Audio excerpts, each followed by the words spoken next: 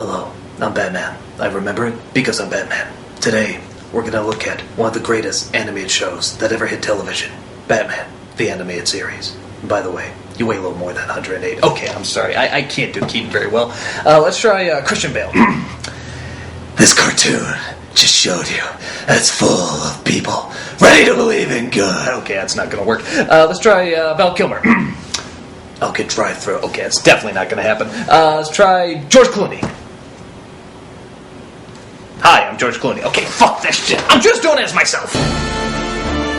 Yes, I've gone on record several times saying that Batman the Animated Series is the best nostalgic show ever, as well as one of the best cartoons of all time.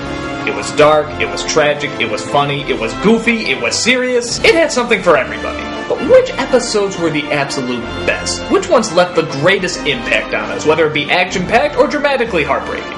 There's a lot to choose from, and I promise I'll try to keep my spoilers to a minimum. Oh, except maybe this one. Batman and Robin sucks! The only downside is I don't have any more Batmans to imitate. Oh, wait a minute! Kevin Conroy! That's fitting! Hold on, let me just take some testosterone pills here. Whoa, my testicles just hit the floor. This is the top 11 best Batman animated series episodes. I don't wear hockey pads!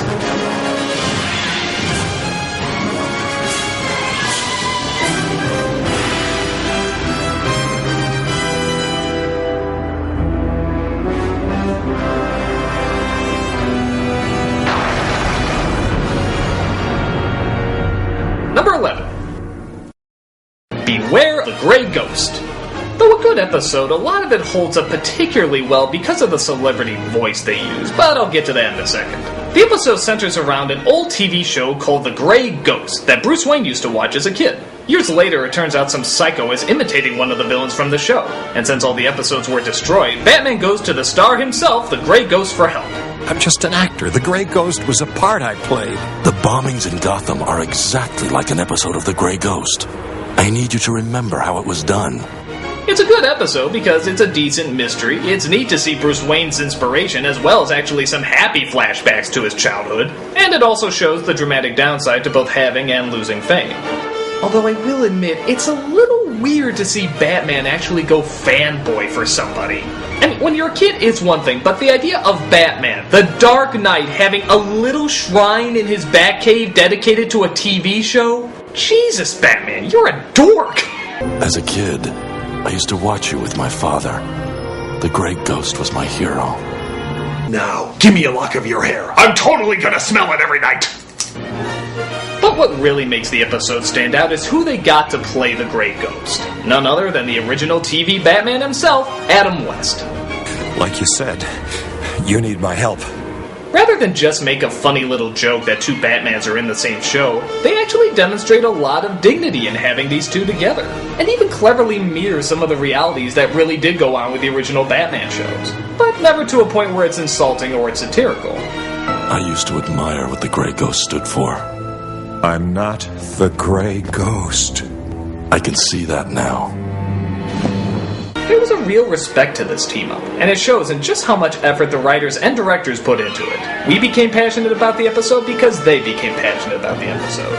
Two Batmans for the price of one. What's not to like?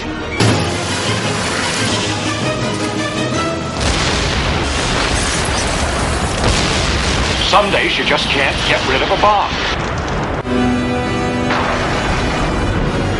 Number 10. The Man Who Killed Batman. This one gets overlooked a lot, but it really is a gem. A little twerp named the Squid wants to make a name for himself as a big-time gangster, but nobody wants him because he's a timid little screw-up. Why did you bring along that loser? He's useless. Not as bait for Batman. He'll be too busy kicking the crud out of Sid to notice us. But it turns out he stumbles upon a bit of luck when he accidentally knocks Batman off a cliff and apparently kills him. He came right at me. I was just trying to get away and he went over the side. Sid the Squid just off the Batman. Suddenly, he's the most notorious criminal in town, and everybody is in awe of his accomplishment. Suddenly I'm thinking, if I take down the guy who took down Batman, then I'll be the toughest guy in town. Hey, you got my vote, Chief. But again, with that fame comes a price. People start to challenge him to fights, others try to murder him. Even the Joker seems mighty pissed off that there's no more fun to be had with the mythical Dark Knight. There's a certain rhythm to these things. I cause trouble, he shows up. We have some laughs and the game starts all over again. Without Batman, crime has no punchline. There's an especially funny scene where the Joker actually throws a funeral for Batman, and of course it's totally keeping in character.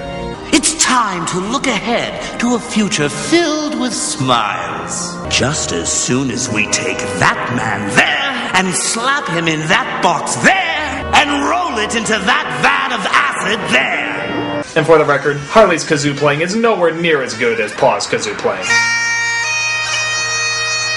It's a classic case of a person who wanted fame and attention, but wasn't ready for the pain and responsibility that came with it. No one's that lucky or stupid. Yes, I am. The story is great, the scenes with the Joker are hilarious, and actor Matt Frewer as the Squid really makes a perfect comic foil. Oh. Sorry about the leather. It's a perfectly told tale of what happens when too much recognition comes to the wrong person at the wrong time. Guess I can't win for losing, huh? Number 9. Mad Love. One of the show's crowning achievements was the creation of Harley Quinn, who has since become many people's favorite Batman character. But we've never actually known her history. They've hinted at it before and dropped clues here and there, but they've never given us the straight-up details about how she ended up with the Joker. Well, this is the episode that sets it all straight. It turns out Harley was an intern at Arkham Asylum and was looking to cash in on one of the high-profile criminals to write a tell-all book about. You can't deny there's an element of glamour to these super criminals. I'll warn you right now. These are hardcore psychotics. If you're thinking about cashing in on them, think again. But when she started interviewing the Joker, he played to her weaknesses and his mind games slowly started to sink in. And just like the Dark Knight, we have no idea if his past story is a real one or a false one. My father used to beat me up pretty badly. Every time I got out of line, BAM! And one night, he goes off crazier than usual. It's also the first time we get a very strong indicator that the Joker and Harley have, well, made whoopee cushion. I mean, it was hinted at before, but this scene pretty much cements that they've been together. Don't you want to rev up your Harley? Vroom, vroom. Because of that, we see in more detail just how violent the relationship is between the two of them, and how the Joker is and always has used her as just a means to an end. You've forgotten what I told you a long time ago. You always take shots from folks who just don't get the joke. And don't call me Puddin'. It's actually a pretty tragic look at abusive relationships in general. And no matter just how tormenting one can be to another, there's always something that keeps the other coming back for more. Yeah, there's quite a bit of fan service, and I don't know why the Joker looks like Mickey Mouse, but it's still a solid episode that finally fills us in with all the questions we had about our favorite henchwoman, and it didn't disappoint with the answers. My fault. I didn't get the joke.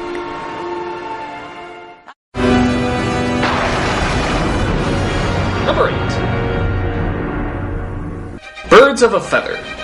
This is another one that's often overlooked. The Penguin, who's considered one of the more sophisticated of the criminals, decides he wants to change his way and become a civilized bird once he makes parole. And he means it. He actually starts to change his ways and tries to blend in as an average citizen.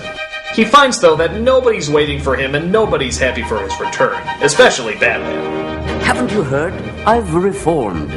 Wherever you go, I'll be right behind you. But it turns out an extremely rich woman named Veronica wants to date the Penguin so she can make the headlines by inviting him to her party. I've just snagged the Penguin for my party. Why? For the entertainment, Dodo. Can't you just see their faces when that stuffed capon waddles in? She's pretty much dating him as a joke, just a means to get attention from other rich people.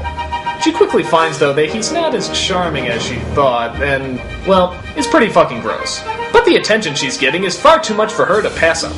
While she's dating him mostly to make fun of him, the Penguin takes it very seriously, and even starts to fall in love with her. And after an incident where he saves her life, even she starts to see a little bit of good in him. You know, it was quite touching, actually. It's not often that a man rushes to my rescue. Unfortunately, he wants to see me again. But like all tragic tales, the truth is revealed at just the wrong moment, which causes the penguin's heart to be broken and return back to his villainous ways. The episode is actually very similar to another one called Harley's Holiday, where Harley Quinn starts a new life for herself, finds it hard to fit in, and also tragically gets thrown back to her old ways. But this one takes its time a little bit more. It shows how involved the penguin really got into the relationship, and how close he really was to turning over a new leaf. It's more detailed, it's more cruel, and therefore more sad. Not only does the penguin almost truly reform himself, but Veronica almost does too. And if it didn't all spawn from such a cruel joke, maybe both these people could have turned out to be better. I really was growing fond of you. It's too bad this had to happen.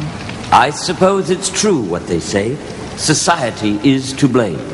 High society. It's a tale of what could have been and what shouldn't be done. Ain't love a bitch?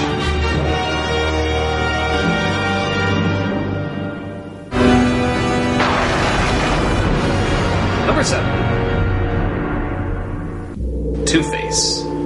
Considered one of the most depressing of the Batman villains, Harvey Two-Face Dent is a criminal with a deep and complex backstory. He suffers from an extreme split personality, which causes him to flip-flop from a kind, intelligent politician, there's so few, to a bloodthirsty monster who lunges out at random. He has bad dreams, hears the voice in his head, and at the worst-case scenario, he actually becomes the other personality. I would like to talk with Big Bad Harv. I don't think he wants to talk. Please try. Big Bad Harv? Speaking. What makes this character so good in the show is that the transformation episode isn't the first time we see Harvey. They've actually established him several episodes before. He hangs out with Bruce Wayne, goes on dates, helps out the commissioner, so he was a completely set-up character that we really got to like. So when this episode came out, it was a genuine shock to see the demons he was battling. If anyone's leaving, it's Mr. Goody-Good! And maybe you with them.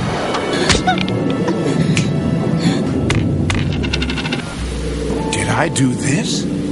Instead of acid being thrown in his face, we have an explosion that destroys half of his body. To see this character permanently lose himself to the other personality is just gut-wrenching.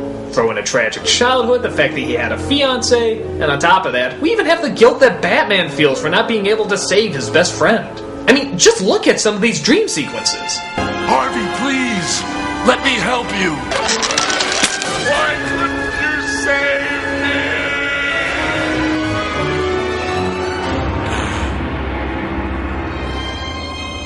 me? Why couldn't you save us, son? Jesus, man! Could you throw like a happy face in there or something? Why couldn't you save us, son?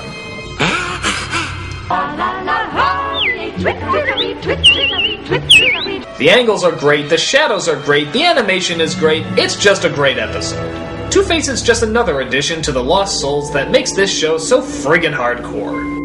It's time, Harvey. It's time. Number 6. Over the Edge. Now, with a title like that, you know some shit has to go down in this episode. And by God, it does! Get a load of this opening. It starts out with Batman and Robin being chased by Commissioner Gordon and his men trying to gun them down right after they arrest Alfred. And the award for best what the fuck opening goes to... that! I mean, holy fuck, that's one hell of a way to start out! But that's nothing. That's just the intro. Every holy shit moment you can imagine happens right after this. We find out in a flashback that because of a fight with the Scarecrow, Batgirl gets killed, smashes into her father's car, and Gordon then finds out that she was his daughter the whole time. How could you? I worked with you, trusted you, and you never told me? He quickly discovers who Batman is, goes full force in taking him down, Nightwing is taken to jail, Robin is told to turn himself in, Gordon even makes a deal with Bane to go after Batman, knowing he'll show up to his daughter's funeral. Good fuckity hell! There's no place to run, Wayne. I want him alive.